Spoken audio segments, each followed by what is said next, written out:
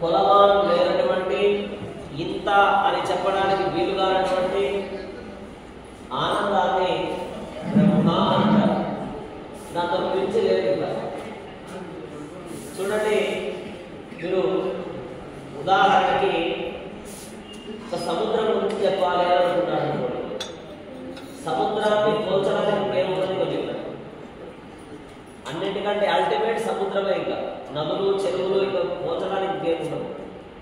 అట్లానే ఆకాశం ఉంది, ఆకాశాన్ని పోల్చడానికి ఇంకా ఏముండదు, ఆకాశం ఒకటే ఉంటుంది.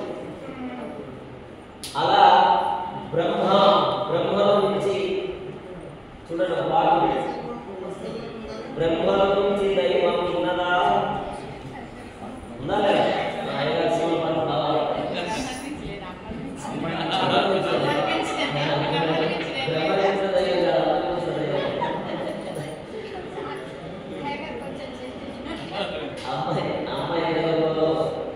బ్రహ్మ ఎందుకంటే ఆయన సృష్టికర్త కాబట్టి, అమ్మను సృష్టించాలన్నా బ్రహ్మ ఉన్నారు కాబట్టి. బ్రహ్మ అంటే చతుర్ముఖ బ్రహ్మ మాత్రమే కాదు, బ్రహ్మ అంటే అద్భుతమైన ఆనందాన్ని పొందేది.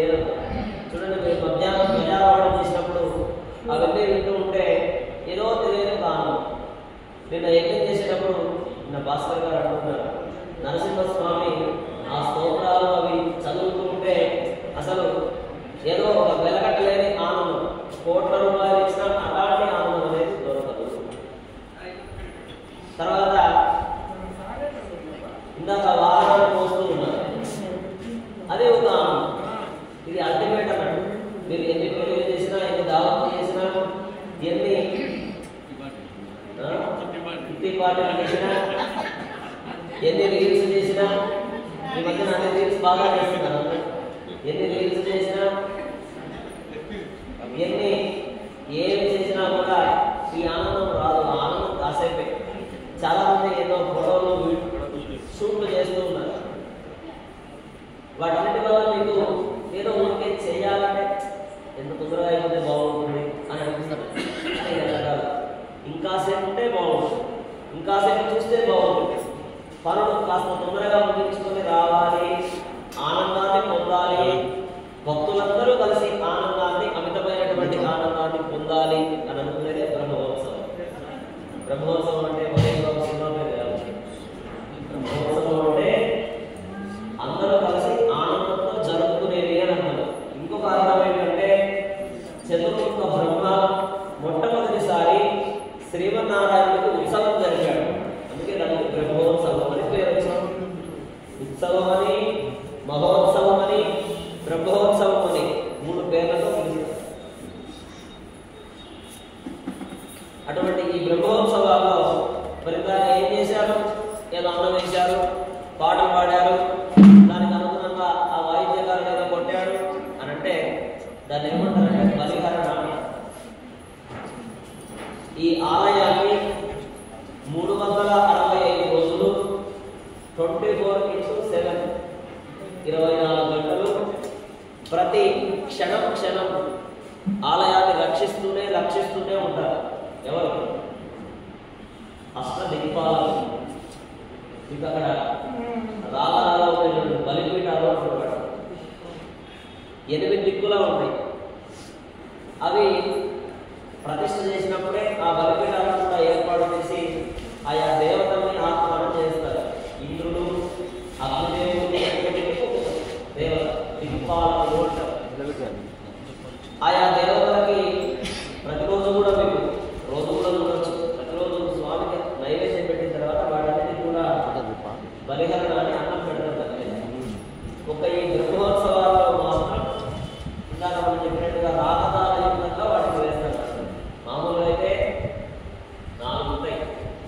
రాగం ఉంటుంది, తాళం ఉంటుంది, నృత్యం కూడా ఉంటుంది. ఒక్కొక్క నృత్యం ఉంటుంది. రాగం, తాళం, నృత్యం, పల్లవి. రాగం ఉంటుంది, దానికి తగ్గట్టుగా తాళం ఉంటుంది, దానికి తగ్గట్టుగా నృత్యం ఉంటుంది, దానికి తగ్గట్టుగా నైవేద్యం కూడా ఉంటుంది. ఈ 4 సమర్పించాలి. అన్ని ఆలయాల్లో చేయలేదు, చాలా పెద్ద ఆలయాల్లో మాత్రమే.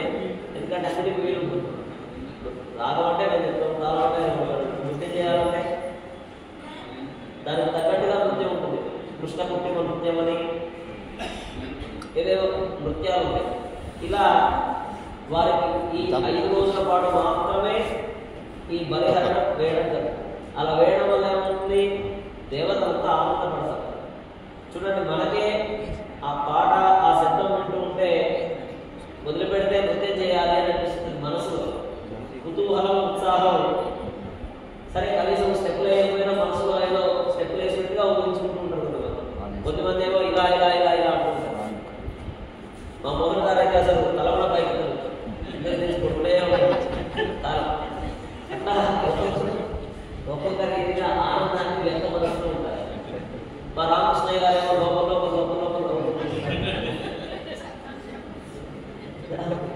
ఒక్కొక్కరు ఒక్కొక్క రీతిగా, మా మంజునాథ్ శేఖర్ గారు ఏమో ఎవరో వచ్చినా నవ్వడం, నవ్వంతా లోపలే ఉంటుంది, బయటకు నవ్వకుండా అలా అలా ఒక్కొక్కరు ఒక్కొక్క రీతిగా ఆనందాన్ని వ్యక్తపరుస్తూ ఉంటారు.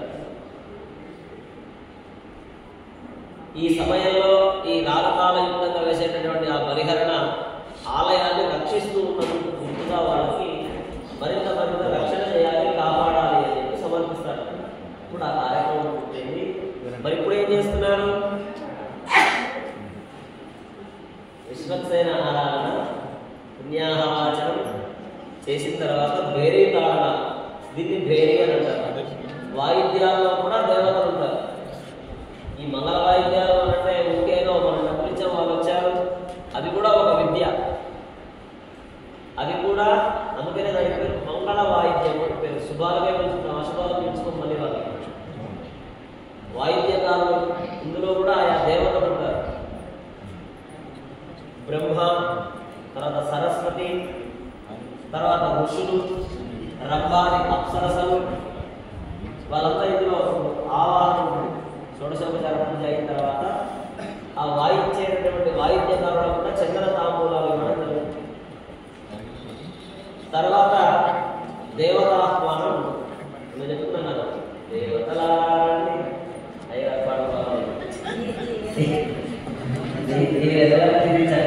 పెద్దగా ఇది చూసేది పెట్టినట్టున్నారు. సినిమా పాట తర్వాత వచ్చింది, ఇది ముందు ఇది ఎప్పుడు వచ్చావు. దేవతాహ్వానం అనేది దేవతలంతా ఒక్కొక్కరు ఒక్కొక్క దగ్గర ఉంటారు. చూడండి, మనకి ఎన్ని లోకాలు ఉన్నాయి, ఎన్ని లోకాలు, 3, 7, 14 అతల వితల సుతల తలాతల రసాతల మహాతల పాతాల అనే 7 లోకాలు. భూలోక, భువర్లోక, సువర్లోక, మహర్లోక, జనోలోక, తత్వలోక, సత్యలోకం అనే 7 లోకాలు. మొత్తం 14 లోకాలు. ఈ 14 లోకాల్లో ఆయా దేవతలంతా ఉంటారు. ఒక్కొక్కరు ఒక్కొక్క పని. చూడండి, మనం సిటీలలో ఉండేవాళ్ళు సిటీలలో, వ్యాపారం చేసుకునేవాళ్ళు వ్యాపారంలో, కమిషన్ చేసుకునేటటువంటి కమిషన్లో, 5 రూపాయలు 10 రూపాయలు వడ్డీలు ఇచ్చేటటువంటి వాళ్ళు ఆహ్వానంలో, ఇలా ఒక్కొక్కరు ఒక్కొక్క పనిలో ఉంటారు. అట్లానే దేవతలు కూడా ఒక్కొక్కరు ఒక్కొక్క పనిలో వెరీ వెరీ బిజీగా ఉంటారు. ఇంకా మనమైనా లీవ్ తీసుకుంటాం, హాలిడే పెట్టుకుంటాం, ఇబ్బంది అయితే వచ్చి కూర్చుంటాం. కానీ